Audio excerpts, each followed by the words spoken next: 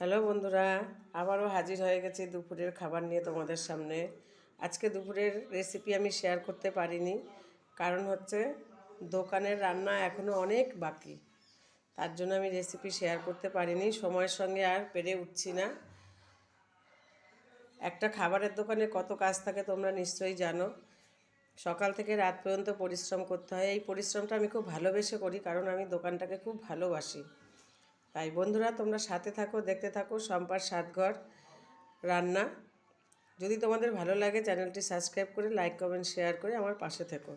আজকে করেছি হচ্ছে চিকেন রান্নার রেসিপিটা তোমাদের সঙ্গে শেয়ার করা হয়নি। আর আছে দুপুরে মুসুরির ডাল আর পাঁপড় ভাজা। আর প্রতিদিনের মতন তো গরম ভাত থাকেই। তো বন্ধুরা, রান্না আজকে এই পর্যন্তই। এখনও সব বাকি পড়ে আছে দোকানের রান্নাবান্না, সেটাও তোমাদেরকে দেখাচ্ছি। শাটের ব্যাটার করে রেখেছি, শাটের কাঠি ভরাও হয়ে গেছে। আমুদি মাছ ম্যারিনেট করে রাখা আছে।